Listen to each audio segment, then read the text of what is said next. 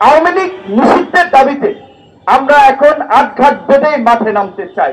কারণ আমরা দেখেছি যে জুলাইয়ের পরে এই যে জুলাইয়ের চেতনার কথা বলে কেউ উপদেষ্টা হয়েছে, কেউ সচিব হয়েছে, কেউ আইজিপি হয়েছে, কেউ এসপি হয়েছে, ডিসি হয়েছে, কিন্তু জুলাইয়ের যারা ক্ষতিগ্রস্ত পরিবার তারা একটা ছাড়পত্রের জন্য ডিসির কাছে যেতে পারে না, এসপি অফিসে বিচারের জন্য যেতে পারে না, গ্রেপ্তারের জন্য কথা বলতে পারে না।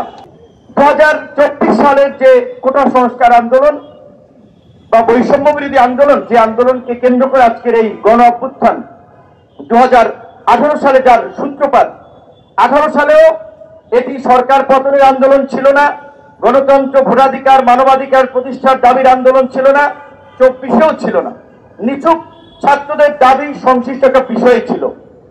সেখানে প্রাচীর সরকারের যে চরিত্র, ক্রমাগত হামলা, অত্যাচার, নির্যাতন এবং শেষ পর্যন্ত সমস্ত মানুষকে একটা গণ অভ্যুত্থানের দিকে নিয়ে গিয়েছিল। এই আন্দোলনের সেইটাও কিন্তু বলা চলে একটা অসংগঠিত আন্দোলন, গুটি কয়েক ছাত্রদের ইনিশিয়েটিভ। কাজে এই কথাটা এই জন্য বললাম যে কিছুদিন আগে আমাকে প্রশাসন, সাংবাদিকরা অনেকেই ফোন দেয়, কারণ এই জুলাই মঞ্চের অনেকে যারা আমাদের ছাত্র সংগঠনের সাথে জড়িত ছিল বা আছে, আবার এনসিপি জানেন অনেকে আছে যারা আমার সাথে একসময় রাজনীতি করতো, তো ভাবছে যে এটা আমাদের কোনো মানে কর্মসূচি কিনা। আমি বলছি না, এটা আমাদের কোনো দলীয় কর্মসূচি না। তবে আওয়ামী লীগ নিষিদ্ধের দাবিতে আমরা এখন আটঘাট বেঁধে মাঠে নামতে চাই। কারণ আমরা দেখেছি যে জুলাইয়ের পরে এই যে জুলাইয়ের চেতনার কথা বলে কেউ উপদেষ্টা হয়েছে, কেউ সচিব হয়েছে, কেউ আইজিপি হয়েছে, কেউ এসপি হয়েছে, ডিসি হয়েছে, কিন্তু জুলাইয়ের যারা ক্ষতিগ্রস্ত পরিবার তারা একটা ছাড়পত্রের জন্য ডিসির কাছে যেতে পারে না, এসপি অফিসে বিচারের জন্য যেতে পারে না, গ্রেপ্তারের জন্য কথা বলতে পারে না। রাজনৈতিক দলগুলো এই জুলাইয়ের পরে কেউ প্রশাসন নিয়ন্ত্রণে নেওয়ার জন্য ব্যস্ত হয়ে গেছে, কেউ গণমাধ্যম নিয়ন্ত্রণের জন্য ব্যস্ত হয়ে গেছে, কেউ ব্যাংক নিয়ন্ত্রণ করার জন্য ব্যস্ত হয়ে গেছে। 2-1 লাখ টাকা দিয়ে একটা জীবনের মূল্য এটা পরিমাপ করা যায় না। আর এই দায়িত্ব অবশ্যই কোন রাজনৈতিক দলের না, এই দায়িত্ব সরকারের।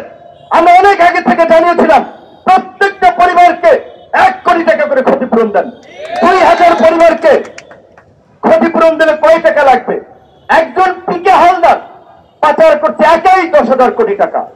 বাংলাদেশ ব্যাংকের ডেপুটি গভর্নর সুর, সে পাচার করছে প্রায় 1,000 কোটি টাকা। একজন সালমান এফ রহমান 34,000 কোটি টাকা গায়েব করে দিয়েছে। তো 2,000 কোটি টাকা এখানে এই আহত এবং নিহতদের ক্ষতিপূরণে দিলে কেমন আহামরি হবে? এটা তো ভিক্ষা দিচ্ছেন না আপনি, 5 লাখ 10 লাখ কিস্তিতে। এটা কি লোন নাকি? কিস্তিতে কিস্তিতে দিচ্ছেন। 1 কোটি টাকা করে এককালীন দিলে 2,000 পরিবারকে 2,000 কোটি টাকা লাগবে। 2,000 কোটি টাকা রাষ্ট্রের কাছে কিছুই না। তো সেইখানে কিস্তিতে কিস্তিতে ভাগ করে দেওয়া হচ্ছে, এমনকি আহতদের ক্যাটাগরি করা হচ্ছে ABC। সেখানে জুলাই ফাউন্ডেশনের সাথে যারা ইনভলভ আছে, ছাত্র প্রতিনিধিদের মধ্যে যারা, তারা একটা রাজনীতি করছে, তাদের সাথে যারা রাজনীতি করছে তাদের ক্যাটাগরি তাদের মন মতো দিচ্ছে, যারা তাদের লাইনে নাই তাদেরকে আবার নিম্ন গ্রেডে দিচ্ছে। এমনকি সুবিধা পাওয়ার ক্ষেত্রেও একটা বৈষম্য করছে এখানে। এটা ছাত্রদের দ্বারা হবে এটা কেউ প্রত্যাশা করে নাই, কিন্তু এটা হচ্ছে। আমার পাশের উপজেলা বাউফল, কিছুদিন আগে আপনারা দেখেছেন, গণমাধ্যমে নিউজ হয়েছে, একটি ছেলে বিনা চিকিৎসায় মারা গিয়েছে, ভালো চিকিৎসা পায় নাই। তার বাবা মিডিয়াতে বলেছে যে রিক্সা বেচে, গরু বেচে তিনি শেষ পর্যন্ত সামলাইতে পারেন নাই। অনেক বড় বড় নেতার বাড়ি বাউফল, বিভিন্ন রাজনৈতিক দলের মন্ত্রীর বাড়ি বাউফল, কিন্তু তাদের চোখে পড়ে নাই। সবাই রাজনীতি করছে, যে বলছি রাজনৈতিক ফায়দা নিচ্ছে। 71-এর মুক্তিযুদ্ধ নিয়ে যেমন আওয়ামী লীগ এককভাবে মুক্তিযুদ্ধের ঠিকাদার হয়ে মুক্তিযুদ্ধকে গ্রাস করতে চেয়েছে, মুক্তিযুদ্ধের চেতনার নামে এই দেশে একটা প্রতিবাদ কায়েম করেছিল, একদলীয় শাসন কায়েম করেছিল। এখন এই জুলাইকে নিয়েও কোন গোষ্ঠী একটা ব্যবসা করতে চাচ্ছে, চেতনার ব্যবসা। জুলাইকে তাদের রাজনীতি একটা হাতিয়ার বানাতে চাচ্ছে। তাই আমরা বলবো যে এই জুলাই মঞ্চ কিংবা ইনকিলাব মঞ্চ এরকমের আরো যারা আছে, আপনারা অল্প কিছু লোক হলেও আপনার চেষ্টাটি চালিয়ে যান। আজকে আওয়ামী লীগ নিষিদ্ধের প্রশ্নে রাজনৈতিক দলগুলো কৌশলী বক্তব্য দিচ্ছে, পরিষ্কার করে বলছে না যে তারা আওয়ামী লীগকে নিষিদ্ধ চায়। কেউ বলছে না, কারণ তাদের ধারণা আওয়ামী লীগের 15 থেকে 20% ভোট আছে। কাজে এই ভোট যদি আমরা ভাগাতে পারি, আওয়ামী লীগের কিছু নেতা আছে তাদেরকে আমাদের দলে নিলে দল ভারী হবে, দল শক্তিশালী হবে।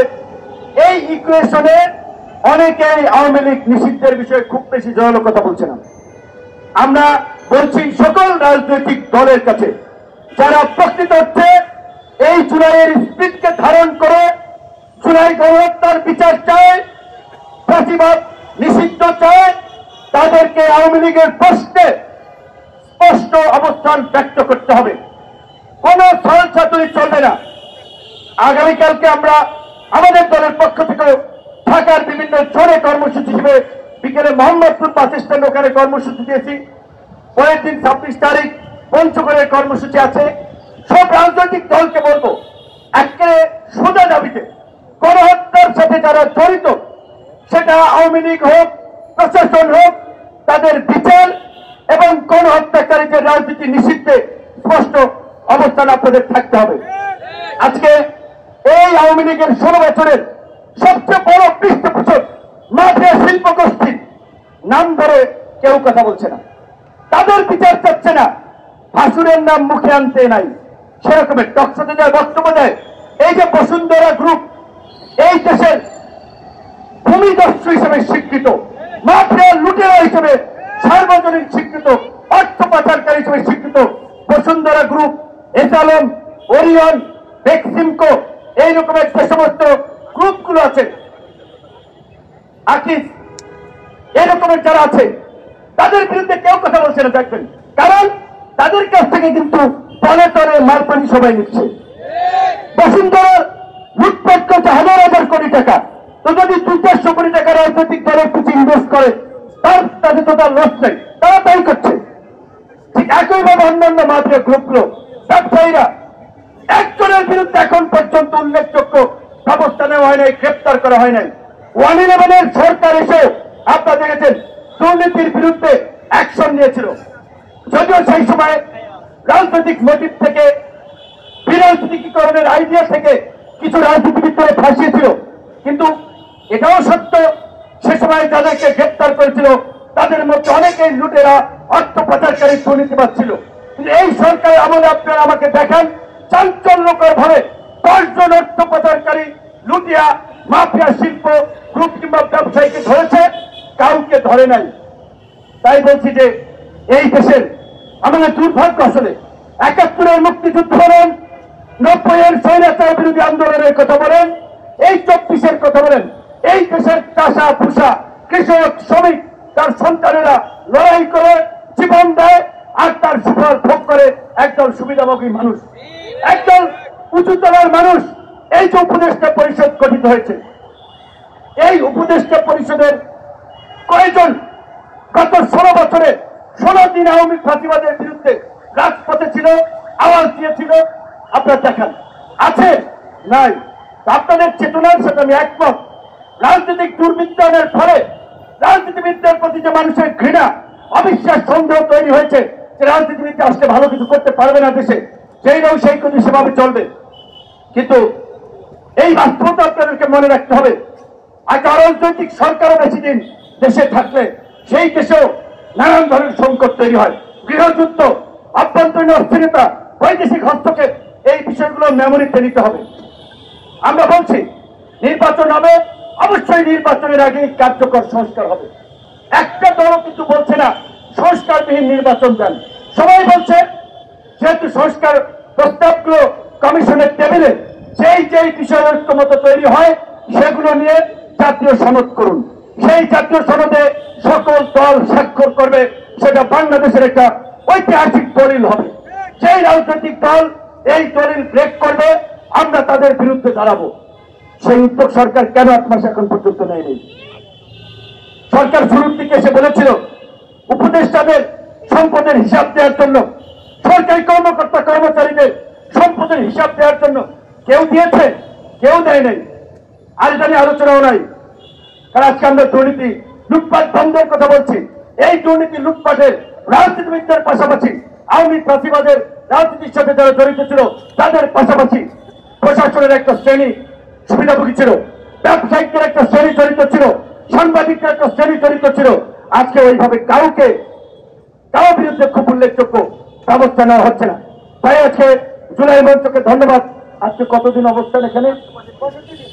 কোটি কয়েক মানুষ তারা 65 দিন এখানে অবস্থান নিয়ে আজকে বেশ কিছু রাজনৈতিক নেতৃবৃন্দকে একত্রিত করে তাদের সমর্থন এবং সম্মতি নিয়েছে। অন্যান্য দলেরও কর্মসূচি আছে। আশা করি এই কর্মসূচি যদি অব্যাহত থাকে আওয়ামী লীগকে অবশ্যই সরকার নিষিদ্ধ করতে বাধ্য হবে এবং সরকারকে আমরা বলতে চাই ছাত্রলীগকে যেভাবে নিষিদ্ধ করেছেন অনতিবিলম্বে আওয়ামী লীগের অন্তত গণহত্যার বিচার না হওয়া পর্যন্ত তাদের সকল ধরনের রাজনৈতিক কর্মকাণ্ডের উপরে একটা নির্বাহী নিষেধাজ্ঞা আপনারা দিতে পারেন। তারপরে যদি বিচারিক প্রক্রিয়ায় তথ্য প্রমাণের ভিত্তিতে আওয়ামী লীগকে নিষিদ্ধ করতে হয় সেই উপযুক্ত তথ্য প্রমাণ জোগাড় করে অনতিবিলম্বে আওয়ামী লীগকে নিষিদ্ধ করুন। আওয়ামী লুটেরাদের আর্থিক যে প্রতিষ্ঠান, আর্থিক যে সোর্স, সেগুলোকে ধ্বংস করতে হলে এই দুর্বৃত্ত মাফিয়া লুটেরাদের প্রতিষ্ঠানগুলোকে কালো তালিকাভুক্ত করে তাদেরকেও আইনের আওতায় আনতে হবে। জুলাই মঞ্চের প্রতি সংহতি জানিয়ে তাদেরকে ধন্যবাদ জানিয়ে এবং আওয়ামী লীগ নিষিদ্ধের দাবিতে রাজপথে কর্মসূচিতে থাকার অঙ্গীকার করে আমার বক্তব্য শেষ করছি। আল্লাহ হাফেজ।